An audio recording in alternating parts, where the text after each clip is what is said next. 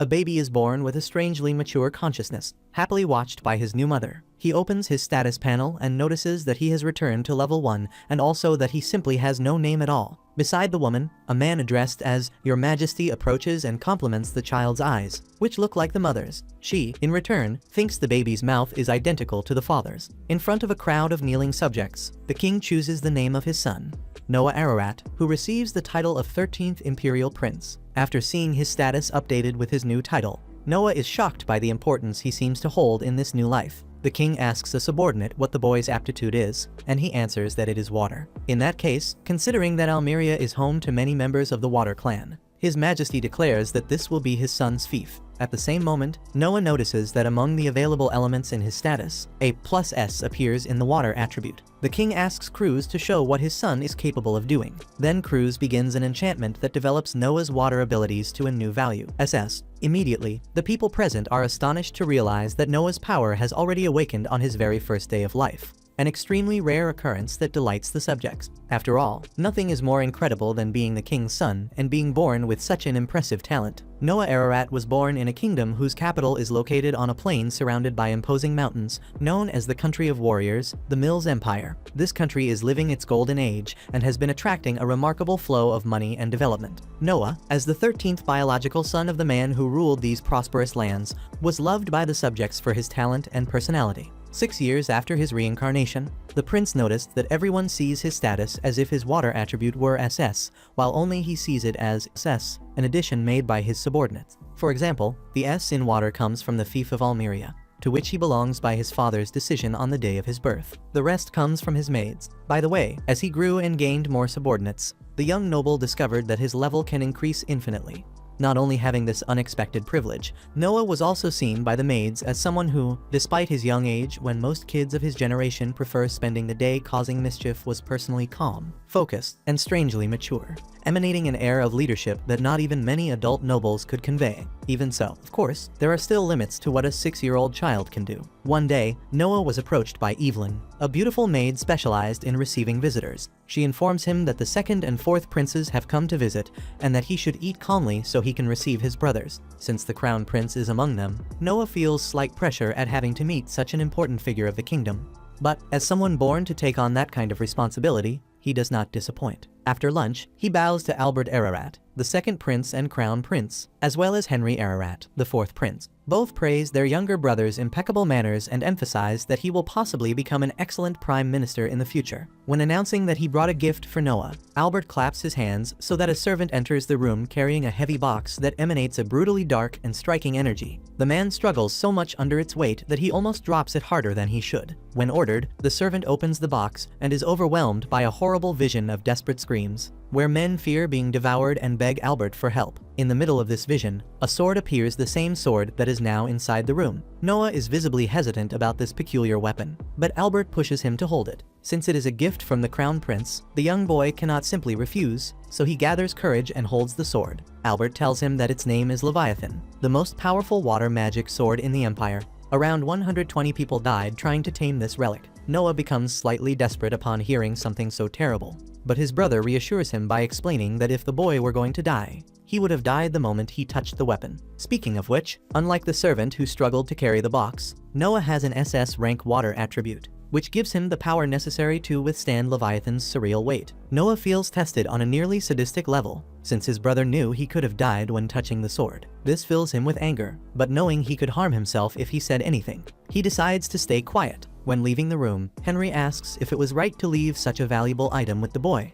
But Albert sees no problem, because it is better for it to be with someone who has talent worthy of the weapon. Speaking of which, being so capable, Noah should also experience what it feels like to have his hand bitten by his own dog. That night, Noah asked Zoe, one of his maids, why she seemed so down. Despite her reluctance to speak, her master insisted enough to make her open up. The 18-year-old maid finally confesses that she is thinking of taking time off, because a flood recently hit her hometown and destroyed her family's crops, and even her single mother lost her job. Zoe's relatives told her to work in the brothel and serve the imperial prince to help her family. Hearing this, Noah interrupts her and offers a job to the girl's mother in the mansion, with a salary of 10 lions a month. In this case, her only task would be to keep the back door locked. Zoe admits she has never seen such an easy job, especially with a salary above that of most people. Then Noah, without dwelling on the topic, also gives the maid and her mother an empty house in the western area of the city. Crying, Zoe kneels down and thanks him.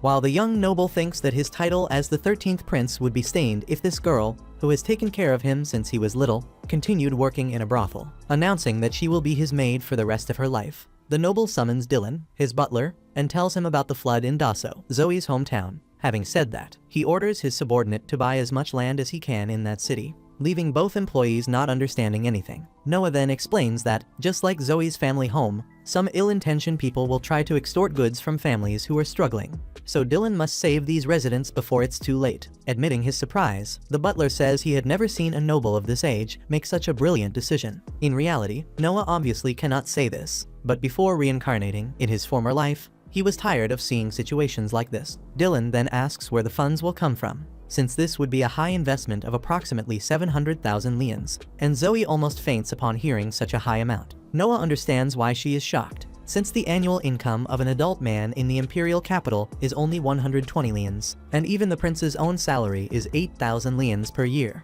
Besides that, it is important to mention the tax revenue from Almeria which, added to the congratulatory money from the emperor, makes the house of the 13th imperial prince have only around 500,000 lians available. So, in this case, they are missing 200,000 to make the necessary investment in Dasso. With that in mind, the noble decrees the sale of the land south of the imperial capital. Frightened, Dylan reminds him that those lands were a gift from his imperial majesty, and that selling them without permission would be considered an affront. Even so, Noah decides to tank the punishment he'll receive from his father and pushes the project forward, because, according to him, nobles have obligations that sometimes demand sacrifices, and the priority must always be the happiness of the people. According to the young man, this kind of self-control is also a privilege of the nobility. With the decision made, Dylan ends up thanking his lord, and Noah realizes why.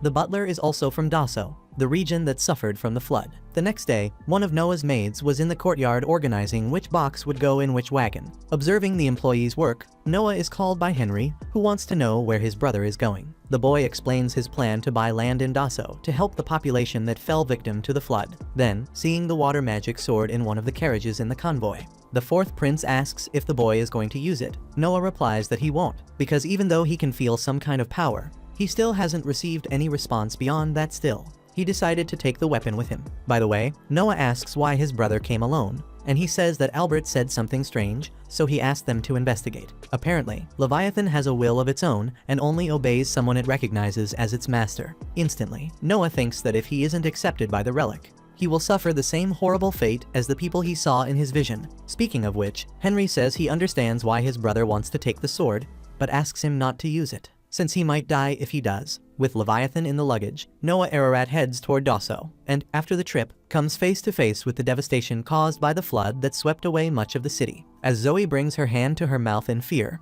the 13th prince asks Dylan to go to the government office, since many houses were carried away by the catastrophe along with their property titles. Therefore, the option is to buy according to the government office's list. Dylan and Zoe are impressed by another brilliant insight from their master, while Noah takes responsibility for anything that may go wrong. After the butler leaves, the noble asks Zoe to show him the region, and as they walk through Dasso's destroyed alleyways, the boy notices that the tubers are also starting to rot, which is yet another sign of the complete destruction suffered by the territory. Even when Zoe recommends that her master not dedicate himself so much to this matter, he insists he will return to Dasso alone if the maid does not want to accompany him. And speaking of missions, they see that the Empire seems to be doing its part in the region, because in the middle of the city, a community soup line has been set up to feed the hungry population that is homeless and unemployed. However, tasting the food himself, Noah sees that the soup is basically pure water, so poor that it is almost rotten, with a terrible taste that makes that clear. Even so, an old man interrupts the noble to say that no one should complain, considering that at least they still have something to eat. Noah tries to explain that the issue is that the Empire would not serve food like this, but the conversation is interrupted by the arrival of a group of men announcing an inspection. According to Zoe, the one responsible is Gallo, a local employee who pinches his nose in disgust as he gets close to the soup. smiling despite the terrible quality of the rations. One of the inspectors assures that, despite everything, Galil's share will be delivered to his mansion. Hearing that, Noah approaches and bluntly asks if he is witnessing embezzlement, which makes Galil laugh at the boldness of this kid. He argues that the region is going through serious difficulties and adds that people who are able to provide help need to be decisively rewarded, which is basically him justifying getting rich in the middle of a tragedy while the people eat water soup. Without backing down, Noah points out the man's crime of enriching himself at the expense of others' suffering. And, enraged, Galil makes it clear that this is also an affront to Lord Rowan, ruler of these lands. With the image of Leviathan in his mind, Noah immediately sentences the inspector to death, and the magic sword flies toward the noble, placing itself at his side as if agreeing with the criminal's punishment. As he unleashes a torrent of water around the boy,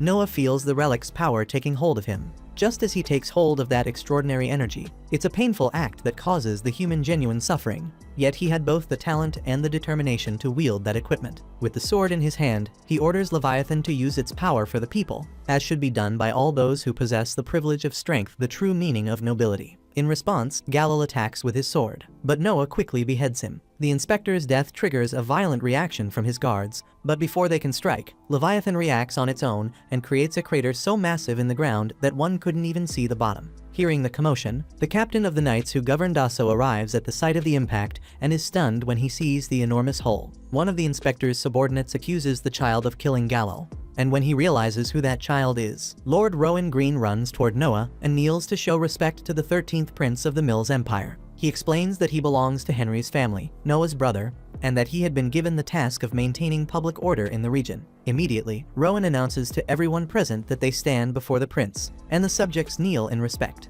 Noah, in turn, reports the embezzlement carried out by the official in charge of inspections in Dasso, justifies Galil's punishment, and even points out the criminal's accomplices, demanding that Rowan punish them as he deems necessary. Lastly, the noble orders the community soup to be remade with royal-level quality, a decision that fills the hungry townspeople with joy. Hours later, when he hears about his younger brother's actions, Albert concludes that Noah was not bitten by a rabid dog. Instead, he made the dog obey him, which means the boy is more useful than he had imagined. The next day, Noah responds to a summons from his father. When he enters the throne room, he anxiously awaits the king's punishment for having sold the lands granted to him in the south of the empire. However, to his surprise, His Majesty thanks his son for preventing the success of those who tried to take advantage of the tragedy in Dasso. The emperor understands that Noah arrived in Dasso by chance through a maid who lived there, but he also believes the boy's deeds were the will of God, especially the fact that he managed to master Leviathan, the water magic sword. Speaking of which, the ruler once again asks Cruz to test his son's power.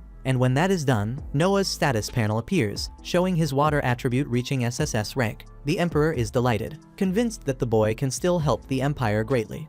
In the next moment, we see several parts of the capital of the Mills Empire, the political, cultural, and economic center of the country, a place known as the most glorious and prosperous in the world today. On Reed Street, according to the eunuchs, Noah would find a musical performance taking place. Wanting to repay what the master had done for her homeland, Zoe volunteers to join him on this mission. When they enter a theater, they arrive just in time for the performance of a young girl with pink hair and a melancholic expression, singing a song about how love, at times, can turn into pain. Noah remembers that, according to what he'd been told, the artist's name is Alachi. He notices that her technique is still that of a beginner, but he enjoys what he sees, since it's clear she sings from the heart. However, suddenly, a group of men bursts into the theater, breaking everything. Their leader, a big bald man, orders Alachi to stop singing, claiming that with this income she'll never be able to pay the debt her father left behind. The singer argues that this is the only way she can manage to pay what she owes, but the man suggests that every woman has a very specific way of earning money, and we know exactly what he means. In the midst of this, Noah calmly stands up and cites an article of imperial law, stating that children should not be forced to carry their parents' debts. He also points out that pushing this debt onto the daughter and trying to force her to sell her body is a crime. The man becomes furious and threatens Noah, who responds by using Leviathan's power to subdue the brute and his companions. Realizing he would be destroyed if he fought this guy, the bald man runs off, but promises he'll be back, while the entire audience is left speechless upon realizing they are in the presence of an imperial prince. Noah says he enjoyed the girl's singing and asks what her monthly expenses are. Embarrassed, she explains that she needs to pay for her mother's medical treatment. So Noah decides to give her a monthly payment of 25 lians so she can sing peacefully whenever she wants or needs. promising to increase the amount whenever she improves. Later, the noble returns to his humble residence, where he is greeted by his humble servants cleaning his humble shoes. He asks who those men causing trouble at the theater were, and Evelyn explains that they are known for lending money illegally in the region, in other words, classic loan sharks. By the way, upon discovering who they had been dealing with, the troublemakers found the decency to bow at the prince's gate to apologize for what they had done. But Noah orders the maids to send them away. After all, criminals, especially criminals, cannot speak to an imperial prince whenever they please. Henry appears at the house entrance, praising his brother's stance, since accepting people like that so easily lowers the status of the imperial house and its princes. Noah understands that this is one reason, but there is another behind it. Still, he wants to reveal this reason to his brother inside the house, in a private conversation. So the two gather, and Noah tells him about the singer he is helping, and that he needs to act firmly with the loan sharks, so they understand Alachi is not alone. Henry asks if the vocal slap she gave him was a good one, and the short prince admits he's still dizzy. Henry didn't think a kid his age would get this far, especially considering Frank and Gary, who are around Noah's age and aren't even close. Gary, for example, is still an immature brat who never learns proper etiquette. Hearing this, Noah reflects that although they are all brothers, each one has a different mother. However, Henry and Gary, who share the same mother, must have a different type of connection. Changing the subject, Henry comments that Noah seems to have mastered the magic sword well, and the boy says that this is thanks to his brother, who taught him that Leviathan has a will of its own. Even so, the older brother wants to know how the kid carries that huge thing around, since it's far too big for him. Noah then summons the sword in front of his brother and explains that he hides it in his sleeve in miniature form, a trick the sword itself taught him. Impressed, Henry remarks that this is unprecedented, since Leviathan was kept isolated for 200 years as a national treasure, and there are no records mentioning anything like this in the past. It is an incredible achievement for Noah. When night falls and the two princes finally appear at the gate, the loan sharks are still there, bowing. Eventually, after waiting so long, the big guy loses his patience and demands not to be ignored by the arrogant brat. His companions try to stop him from speaking like that, but it was too late. The damage was done. With just a slight movement, Noah somehow affects the man, making him choke and quickly become obedient. Henry asks what on earth his brother did, and Noah explains that he simply released a bit of Leviathan's power as a form of domination. In the end, Henry compliments the control the boy demonstrates over the magic sword. A few hours later, answering an invitation, Noah rides by carriage to a location where he is greeted by a man named Radok, who leads the prince into a huge hall full of impeccably dressed people applauding the appearance of one of the king's most beloved and respected sons. Radok is curious about the weapon the boy carries, and Noah explains that it is Leviathan, a magic sword given to him by the crown prince. This information leaves everyone stunned, since it is a national treasure personally granted by Albert Ararat. Knowing that the 13th prince's domain is Almiri, the crowd connects this territory with the sword Noah carries. In the middle of all the chatter, however, there is a brief moment of silence just like in an episode of El Chavo, only one guy happens to be talking, and he's ironically mocking the prince's sword, saying it looks like one of those toy swords that light up when you press a button and are sold in department stores. Noah looks straight at the man, who pretends it wasn't him, but Leviathan knew well who it was. Without delay, the sword releases a dark miasma that starts suffocating and driving the people in the hall insane. Noah demands that the weapon stop doing that and points out that loyalty is good, but this was an exaggeration after all. It was clear the sword got angry after hearing its master being disrespected. Despite the tense moment, Radok applauds the imperial prince and highlights the vast power of national treasures, since it became obvious that everyone there had the privilege of feeling the same sensation of death through his highness's overwhelming power. Immediately, the guests begin applauding Noah Ararat as if he hadn't nearly killed everyone, while Radok asks the prince what should be done with the laid-back guy who spoke badly about Leviathan. Noah replies that they should just ignore him because what comes from below doesn't reach you. Then, some guests are brought forward to meet his highness, one of them being a famous merchant known as Lance Allison. However, the ones who catch the prince's attention the most are the two people who appear next, a man who introduces himself as Byron Allen, administrator of the Allen Mercantile Company. Beside him, not very comfortable with these situations, a girl introduces herself as Cindy Allen.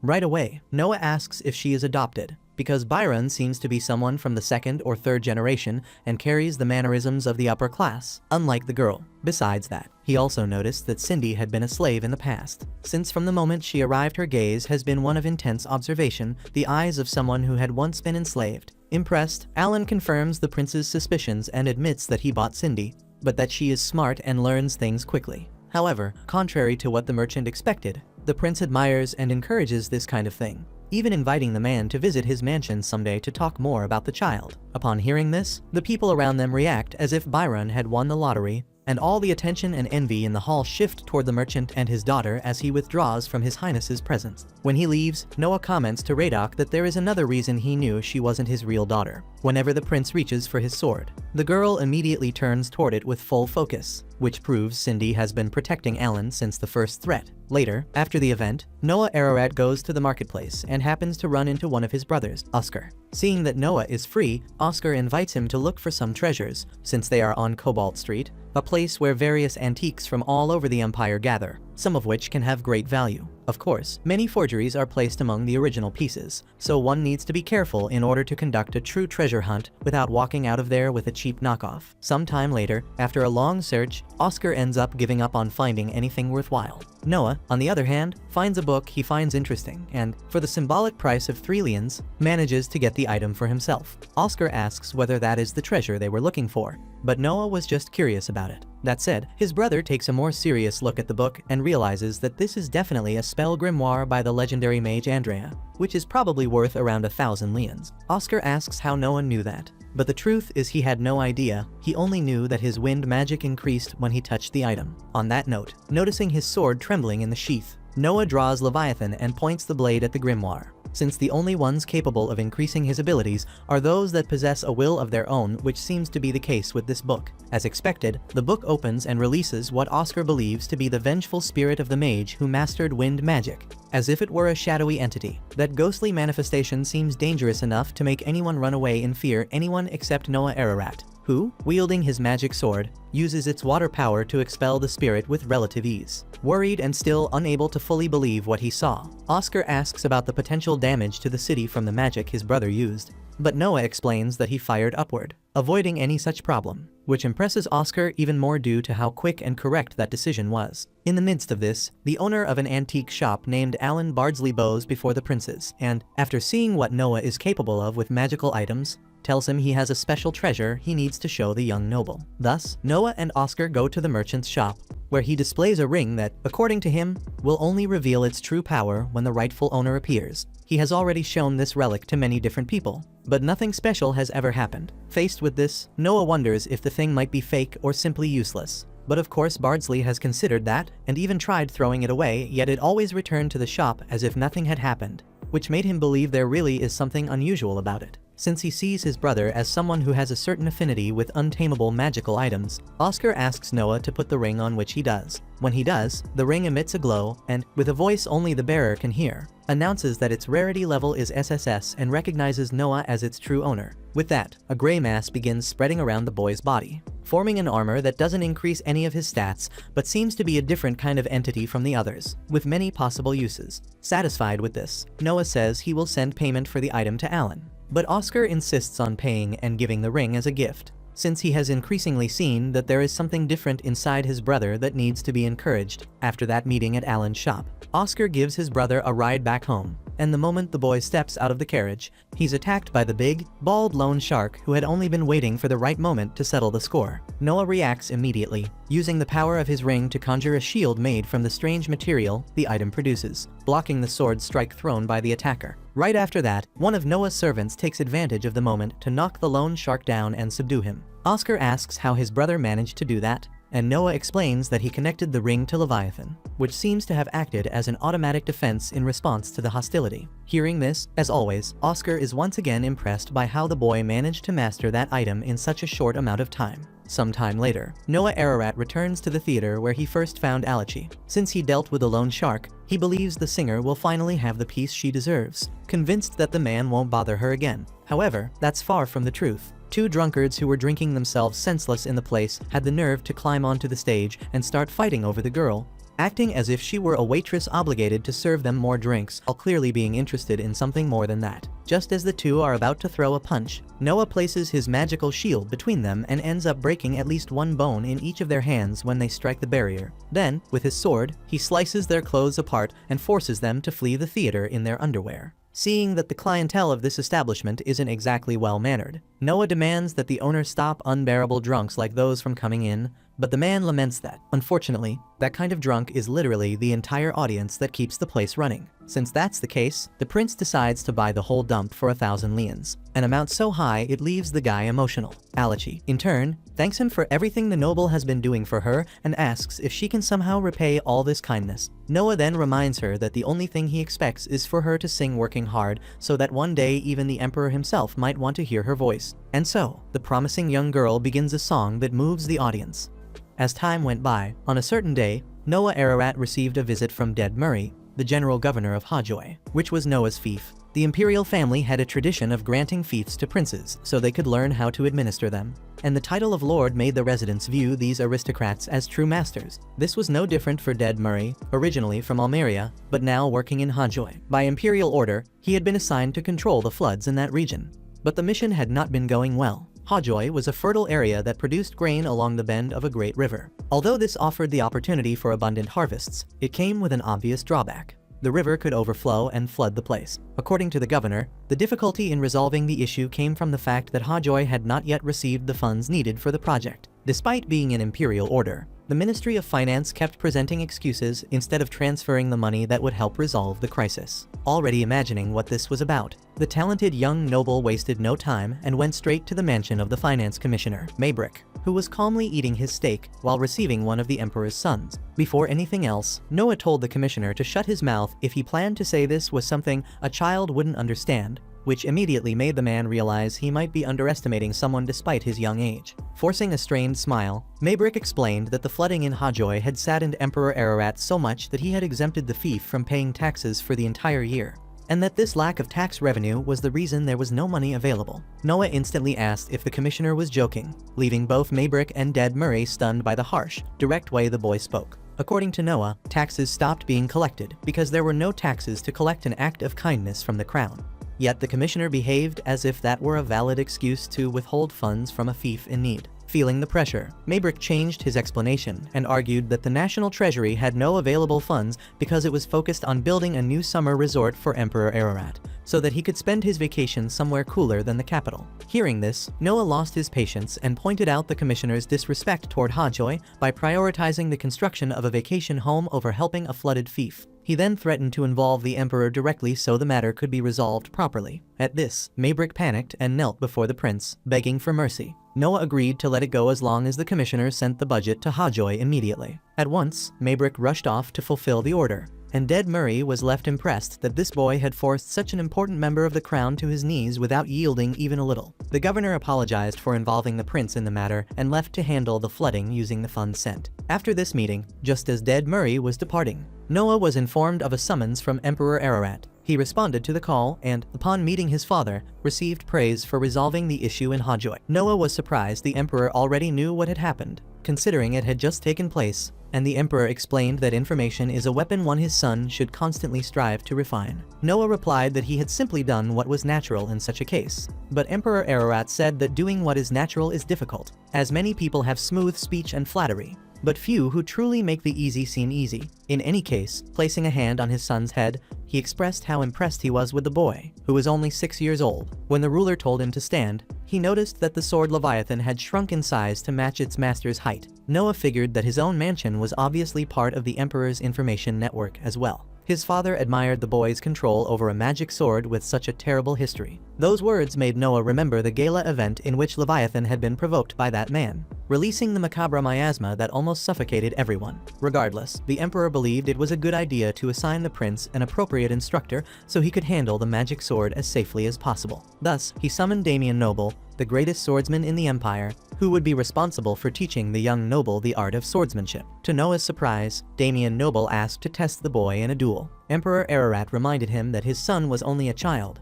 but the instructor explained that he simply wished to assess the boy's talent, not his technique. When the ruler allowed the duel, Noah was even more impressed by how confidently Damian had persuaded the emperor so quickly. Damian Noble told Noah to attack however he wished, and the boy charged straight at him. In that moment, he felt Leviathan's memories of its former masters rising within him. A clash ensued between the two swordsmen, and after a few exchanges, Noah shocked everyone by disarming his opponent. By doing this, the boy expected nothing less from a magic sword that had accepted him as its master. Clearly, Leviathan's previous owners had been highly skilled. Even more astonishing, Damian Noble knelt before his Imperial Majesty and declared that he had nothing to teach the child. Though Noah still had the physical strength of a young boy, he had used technique to disarm the Empire's greatest swordsman. This meant the prince already possessed the ability of a master, and Damian believed it would be presumptuous to think he could teach anything to such a child. Hearing this, the Emperor let out a laugh and appointed his son as the chief examiner for this year's selection of knights. Unable to believe what he was hearing, Noah bowed before the leader of the Empire and promised to do his best to fulfill his new role. The selection of knights in which the boy was placed is a major annual event that involves the entire Empire. After all, this is a nation of warriors that values its own class, where the path of martial arts is seen as the only way to achieve success through merit. In this selection, the warriors who won preliminary fights throughout the country will face each other in a deadly battle in the capital, and the winner will receive the title of knight and enter the upper class. The first task of a knight is to become a subordinate of the selection officer, who, in this case, will be Noah Ararat this year. Having a good knight as a member of his team will certainly make the young prince stronger. With that, the Emperor asks whether his son will choose his candidates based on brute strength, or if he will choose the winner. So Noah establishes that the regional preliminary rounds will be eliminated and the entire selection will take place in the imperial capital. Noah wants everyone to fight in front of him because the empire is huge, making it impossible to follow every regional qualifying round. And it would be a shame if a great talent were lost because of that difficulty. Later, in his mansion, while being served tea by Zoe, he asks the maid whether people from her village are interested in applying for the knight selection. And she explains that they are, because this is the only chance for ordinary people like them to become someone important. That's why every year there is a representative from there. Then Noah tells her that he eliminated the regional championship, meaning anyone who wants to participate can do so without going through that filter. Zoe seems happy about this, but sad at the same time. After the master's insistence, she confesses she feels this way because the real reason why Dasso only sends one representative each year is that it is difficult for them to pay for travel and lodging costs in the capital, which is an expensive place, since the person sent can only go thanks to donations from the other residents. Because Dasso's candidate carries the expectations of the entire population into the selection, the whole town always mobilizes for it. Regarding this issue, Noah says he would also like to eliminate this difficulty, because his idea is to do everything possible so that he can check all potential talents and not miss anything. So he decides to cover all expenses related to sending the candidates. Zoe finds it incredible, although she points out that it will be a costly decision.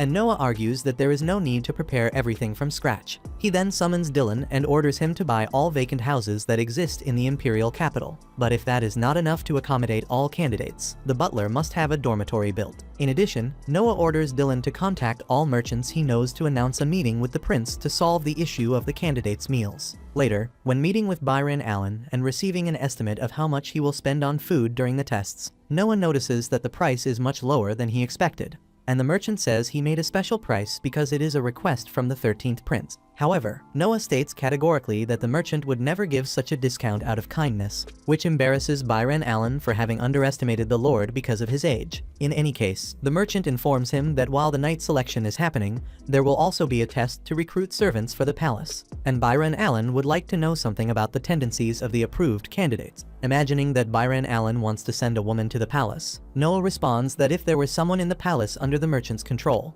he could obtain information quickly, and the benefits would be even greater if Emperor Ararat ordered that woman to spend the night with him. Sweating cold at such an extreme statement, the merchant proceeds and says he has already made the payment in advance. So Noah promises to make the recommendation if the candidate is a woman he genuinely likes. With this matter settled, Byron Allen kneels before the prince and, seeing him as the best person to receive this request, the man wishes to include the 13th prince's crest on the sign of his shop, which is a clear demonstration of subordination. Before anything else, Noah makes it clear that he does not forgive betrayal. Upon leaving the meeting at night, the boy reflects in his carriage on how his status has risen by having Byron Allen under his command, which is an important step toward becoming stronger. However, Noah is startled when he notices that his water status has decreased and assumes something must have happened in Almeria. He tells Zoe to inform the coachman that they must go straight to the palace to meet Emperor Ararat immediately. When he meets with his father, surprisingly, the emperor already seems to know that something is happening in Almeria, even before Noah says anything. Not because he knows exactly what is going on, but because he is sensing the signs, while Noah states that there is certainly some problem occurring. At that moment, a servant approaches Emperor Ararat and whispers information into his ear. Impressed with his son's intuition, the ruler reveals that a rebellion is taking place in Almeria and asks his son how serious he believes the problem is. Noah analyzes that if the SS of his water rank became an S, it seems like it was cut in half. But in reality, it is only one level below all levels. In other words, at the moment, the prince believes the rebellion is small in scale. The emperor says the answer is correct, since according to the report, this revolt involves around 5,000 people, the equivalent of a small army that is now roaming Noah's fief. By the way, Emperor Ararat asks whether the boy wants to defeat the rebels alone. But Noah does not believe that would be possible, since he is still too young and does not know the battlefield, which might cause the soldiers to reject listening to an inexperienced leader. If a prince must take command of the situation, it should be one of his brothers. The emperor admits he did not expect a negative answer, even after Noah analyzed the case objectively, but wants to know whom the boy recommends in his place. Noah recommends Henry because, given the scale of the rebellion, the best approach would be to suppress it directly, and his brother Henry, being the most prudent of the princes, should be able to act accurately. The emperor sees this as a perfect choice and orders Henry to be called. A short time later, when the 21-year-old fourth prince is summoned for the mission, he travels by carriage alongside Noah and asks why he didn't seize that opportunity, since this is a nation of warriors that values this kind of situation greatly. Noah says that it is a very sudden situation about which he knows very little, and even if he personally doesn't die, his soldiers would certainly die in large numbers. That said, Noah senses a presence through Leviathan's power and orders the carriage to stop, because now that he sees himself as the target of this problem, he doesn't want to involve his brother in it. Without delay, when a group of hooded, armed men surrounds the prince and tries to trap him with water-based snares, Noah realizes they are Almerian rebels. One of the rebels physically attacks Noah, but in return he receives a sword strike that takes him out of the fight. Even so, the other enemies charge at the 13th prince, beginning a general battle that young Ararat handles with ease, subduing each opponent with Leviathan's power until the very last one. After winning the fight, Noah receives praise from his brother for how much he has developed in such a short time. According to Henry, the rebel army is made up mainly of cavalry soldiers, and he did not expect to encounter others like these. By the way, the fourth prince wonders whether it wouldn't have been better to extract information from the attackers, but Noah explains that he didn't kill any of them, he only left them unconscious through Leviathan's intimidation after knocking them down with a blow, since the rebels would possibly take their own lives before being interrogated. Remembering what his brother said about the rebels being mostly cavalry, Noah notes that Almeria is weak in the production of war horses. The following day, he summons Byron Allen because of his business dealings near Almeria. First of all, the prince clarifies that the merchant is a dead man if this conversation leaks, and then he explains the rebellion and the possibility that the enemy army is made up mainly of cavalry. After giving 10,000 leans to the merchant, Noah orders him to buy all the horse feed. Byron Allen asks whether he should disregard human rations, and the prince says they won't be necessary. According to the young prince, Almeria has no war industry, and according to his brother Henry, it seems that the horses used for the army were bought from outside, and if that is the case, there is a limit to how much feed can be taken from the population. Byron Allen argues that, if it were the soldiers' food, it would lead to looting, but that is exactly what Noah wants. Impressed with his master's intelligence, Byron Allen promises to begin the strategy right away. Soon after, in the kingdom's castle, the emperor discovers that the rebels tried to capture Noah to use him as a bargaining chip. The boy also tells his father that the captured rebel confessed far too easily, which could mean he is lying. Emperor Ararat praises his son's perception but emphasizes that there is nothing to worry about, since there is a way to find out whether someone is telling the truth. Imagining it might involve torture, Noah stays quiet because he doesn't understand anything about that. His father points out that the empire would have to make very difficult decisions if the 13th prince had been captured. He also says he is impressed that the boy chose the feed supply as his target. Noah is surprised to hear this, considering he had just ordered them to buy all the horse feed. Emperor Ararat adds that, if this were only a siege, someone else could surely have had the same idea. For example, Albert, the crown prince, would have let the rebels starve so it would serve as a warning for the next rebellion. But Noah is thinking about the possibility of an invasion by his own people, and created a siege only against the horses, even using personal funds. Without a doubt, this is a very intelligent and difficult tactic, and the leader of the empire is impressed with his son's sharpness. For this reason, he allows Noah to add a sword to his coat of arms. Speechless, the young boy reflects on how the Mills Empire is a nation of warriors whose greatest symbol is the sword, and using it on a coat of arms without the supreme leader's permission can even lead to the death penalty, since it is an honor of the highest level. Finally, Emperor Ararat orders crews to issue a decree about it, and Noah expresses all his gratitude. After leaving the meeting with his father, the boy meets Byron Allen and learns that the amount of processed grain that can be transported as feed is limited. Byron Allen also says he can discover the delivery route and that monopolizing the purchase wouldn't be difficult. As for the rebel leader, Karhun, he seems to be a vengeful man capable of using any means to achieve his goals. Therefore, every precaution is necessary, even for His Highness Noah Ararat. In the middle of that, Evelyn interrupts the conversation to warn her master that there is a badly injured man at the main gate claiming to have an urgent report. When he arrives, Noah meets the man, who introduces himself as captain of a 10-soldier battalion in the province of Adra, in Almeria. He reports the rebellion and reveals that his superior was the main person responsible,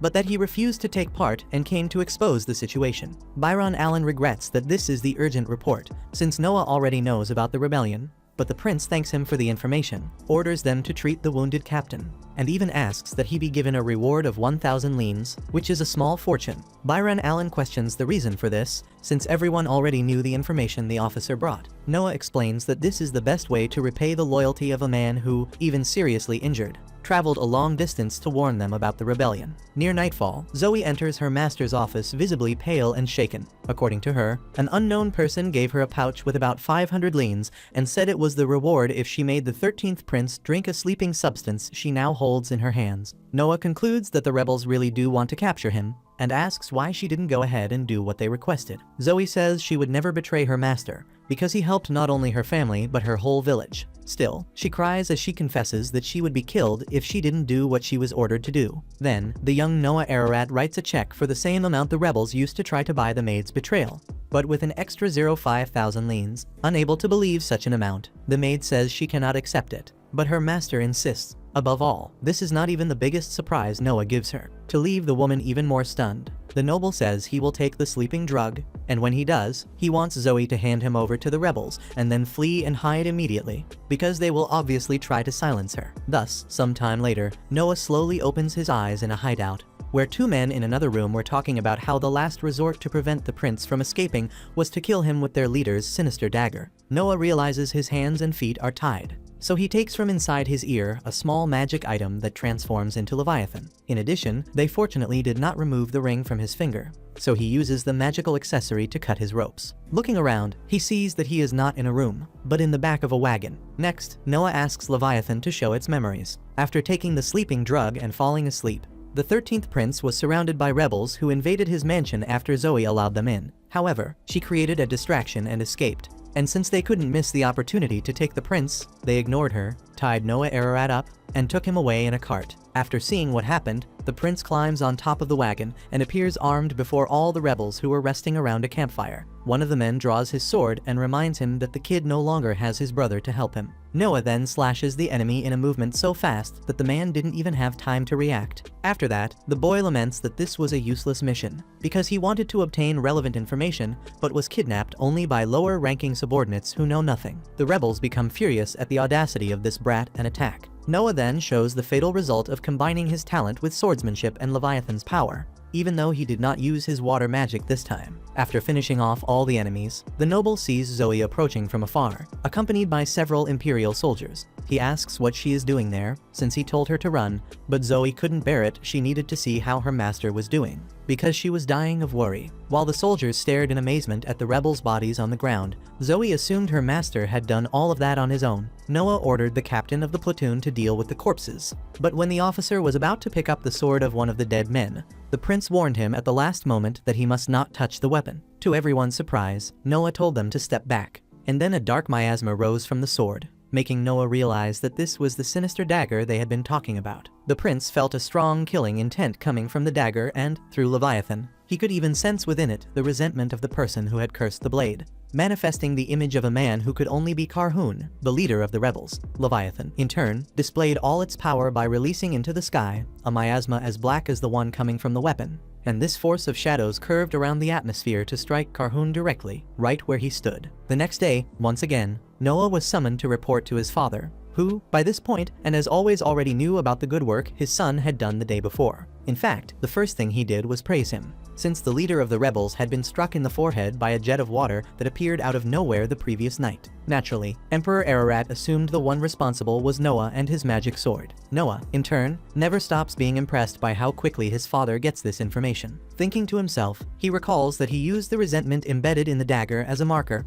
then aimed Leviathan's long-range shot at its owner and hit Carhoon dead-on. With that, the rebels of Almeria lost their greatest leader and were consequently suppressed by the 4th Imperial Prince, Henry. After the battle, almost everyone who planned the rebellion was arrested, and in a throne room filled with important guests, His Imperial Majesty ordered that the cattle and horses be prepared, because the entire family of those responsible would be dismembered. The nobles around him agreed with the punishment, until Noah asked to speak and surprised everyone by expressing an opinion contrary to the sentence. With a stern face, Emperor Ararat demanded an explanation, and Noah replied that the punishment must be in accordance with imperial law, which states that the leader of an act of treason must be sentenced to death by decapitation. His relatives up to the 3rd degree and his accomplices must be hanged, and the others must be beheaded depending on their level of involvement. The boy understood that if his father violated the law, it would bring chaos to the world, so he asked him to reconsider his decision. After reflecting for a few seconds, Emperor Ararat acknowledged that his son was right and thanked him for speaking,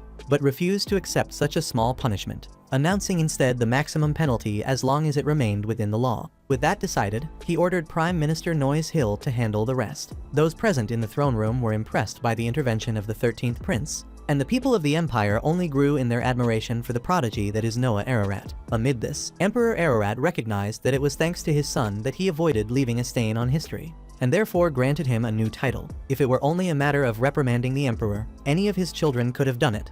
But Noah's rare quality was guiding his father toward the right thing to do. Thus, so the world may know the young man's wisdom, Emperor Ararat named Noah with the title of Sage, something unheard of for a prince. The ruler even lamented that the boy had not been born earlier. With that done, the people acclaimed Imperial Prince Noah, the Sage. Remembering that the knight selection would soon take place, the emperor asked whether his son had already decided how he would choose, and Noah replied that he had an idea, but preferred to show it later. In the next scene, in a courtyard of the castle, Noah took a sip from his teacup and then asked the men around him to throw on him the bucket of water they were holding. When the first servant did so, the boy's ring acted on its own and blocked the water with its magic protection, leaving Emperor Ararat astonished. The other 3 men did the same, and each time the accessory protected its user. After demonstrating his idea in practice, Noah explained that he would conduct the knight selection by having them attack him, observing how far they would advance. From this, his father understood that the idea would reduce Noah's burden and allow him to endure the long selection process without trouble. But he warned of the danger involved.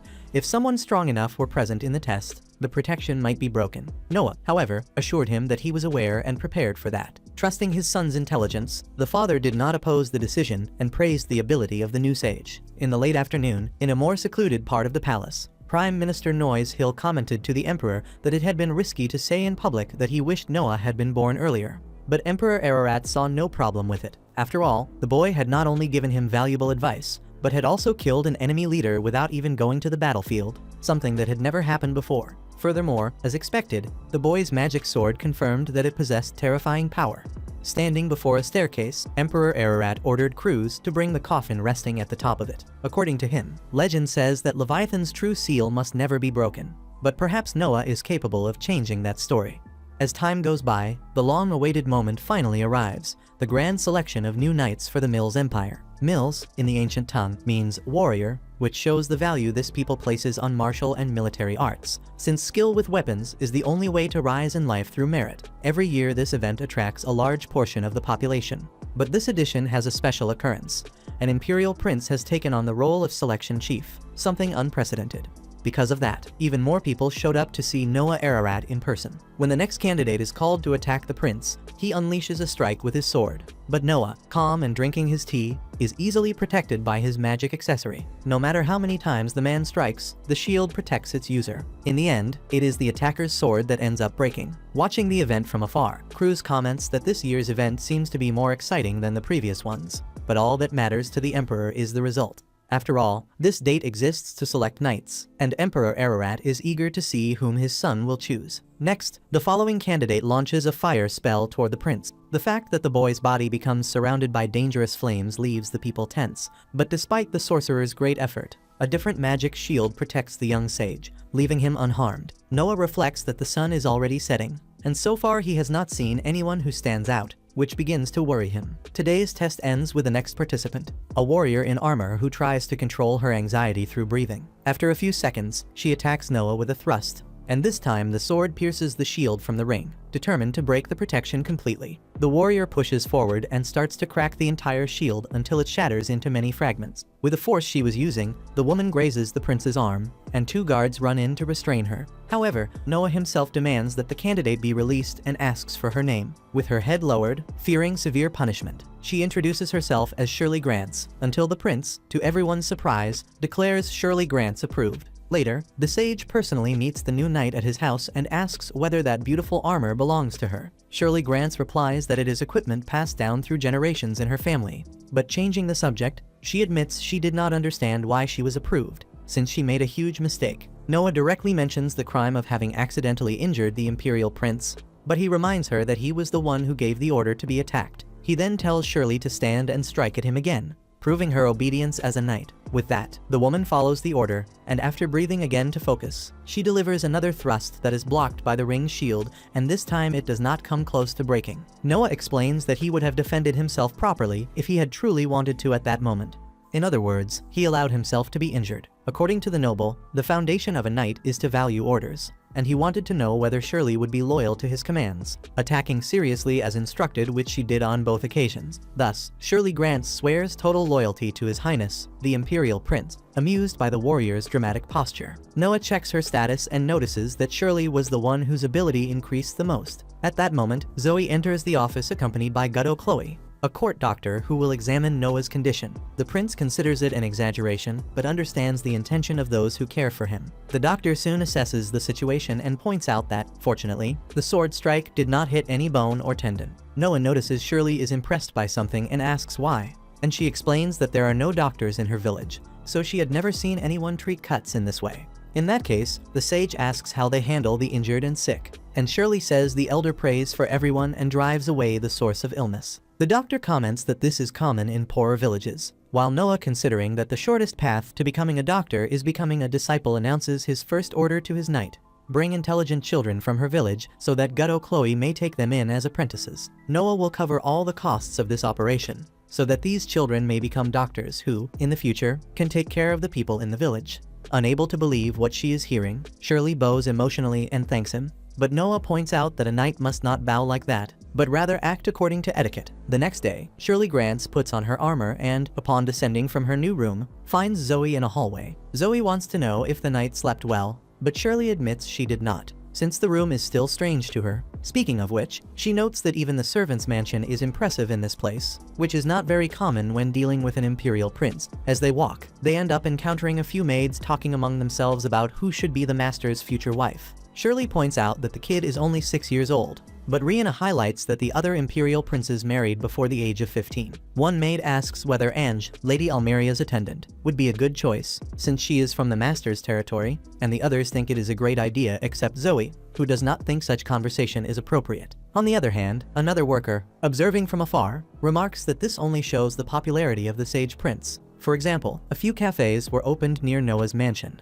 thanks to the number of women who gather in the area hoping to see the prince. Rihanna comments that even Evelyn says there is no other imperial prince as kind as this one, and then teases Zoe, asking how much she admires the boy so much that she even started learning magic recently to keep the master extra safe. Feeling awkward, Zoe argues that she's only trying to serve the prince as best she can, then walks away to ease the pressure from the other girls. Later, Noah Ararat receives this year's knight selection report from Rowan Green. According to the commander, the recruits are first-rate thanks to the method the prince created, and the Knight Corps is deeply grateful for such excellent newcomers. With that, Noah writes a formal note of thanks to everyone who helped organize the event, then asks his knight to escort their guest outside the mansion. While Rowan Green prepares his horse, Shirley bows and thanks him for coming. At that moment, the man understands why the prince sent Shirley to accompany him. It was to show the new knight how it's truly done. Even so, as he mounts his horse and begins to depart, Rowan Green leaves her with one piece of veteran advice: there are no mistakes in following such a great person unless she stops putting in the effort. That night, Noah Ararat hosts a party at his mansion, where Alichi is the special guest performing her songs. Byron Allen attends with his daughter Cindy, both there to celebrate the success of the knight selection. Noah says this event is for everyone, so everyone should take part, but aside from that, He mentions that the guests are merchants with deep ties to the 13th Imperial Prince, and that it would be important for all of them to strengthen their friendships as well. As he finishes speaking, Noah begins to applaud when Alichi ends her song, and the other guests follow. Zoe approaches the master with a letter addressed to him, even though she had hesitated at some point to hand it over. Sensing trouble, Noah opens the letter in a quiet spot. It doesn't say who sent it. According to Zoe, the gate guard said the person who delivered it ran off immediately afterward. Worried, Shirley asks if she can do anything. But while Leviathan trembles inside its master's sheath, Noah says everything is fine. It seems the remaining Almerian rebels are still making worrying moves, and Noah believes the one who sent the letter is infiltrated and investigating the matter, likely the soldier who came to warn them about the rebellion. Zoe recalls that he seemed extremely loyal and must be returning the reward he received. But Noah points out that acting as an intermediary could get him killed at any moment if he's discovered. Since his brother Henry is still in Almeria, the sage will send a messenger to make him stop. Some time later, Noah receives another letter and laments that the soldier was tortured, just as expected. Noah wishes he had spoken, because keeping his secret cost him terrible punishment. Henry's troops rescued him, but the soldier remains unconscious, which Noah sees as his own responsibility. Shirley and Zoe completely disagree, but the prince believes he could have avoided all of this if he had figured it out sooner, putting into practice what his father said about information being a weapon. Either way, he orders Zoe to contact Almeria and spare no expense to keep the man alive, using every doctor and every medicine necessary. After giving the order, the boy reflects that it isn't worth sacrificing people with great loyalty in exchange for a single piece of information. Eventually, Noah walks through the streets with his knight, who is impressed by the marketplace. Having never seen anything like it, she asks what he came to do, and he says he wants to buy a gift for his brother Henry, in thanks for the battle against the rebellion and for everything involving the letter. Upon arriving at Alan Bardsley's shop, the Imperial Prince is shown several new items that arrived, refined accessories of incalculable value, with a shine so intense that Shirley is left speechless. Among so many expensive items, Noah shows interest in something covered by a cloth, since it looks different from the rest. When the cloth is removed, a beautiful glass statue is revealed, flawlessly crafted by a master artisan of rare talent, a piece left behind by Lindsay. According to Alan Bardsley, the technique used to create it has been lost, and only 2 statues of this goddess remain. Noah gives 10,000 for the statue, plus a bonus for Bardsley bringing something beyond what he expected. At that moment, the 8th Imperial Prince, Oscar Ararat, enters the shop after hearing his brother was there. Seeing the glass statue, Oscar immediately notices it was made by Lindsay after all. He owns the other one, the second piece the seller mentioned. Hearing this, and leaving everyone stunned, Noah simply walks up to the statue and throws it to the ground, shattering the valuable sculpture into pieces. With Alan Bardsley still in shock, Noah hands him more money as compensation for the trouble, and asks him to spread the rumor that the second statue simply broke. Oscar praises the boy's cleverness, since having only one statue left will send its value soaring. According to Oscar, he only gained that kind of insight after becoming an adult with his own territory. The 8th prince then leaves, and Noah still needs to find another gift for his brother Henry. Overjoyed with the day's profit, Alan Bardsley goes to look for another item that might please the sage. Near nightfall, after leaving the shop, the boy asks what Shirley is thinking, since she is clearly restless. The knight admits that she hasn't stopped being surprised since she began serving His Highness, and even today, although she understood the logic behind it, she points out that it was still an extremely high-level treasure. On the other hand, Noah sees the statue as just an ordinary object, not a true treasure.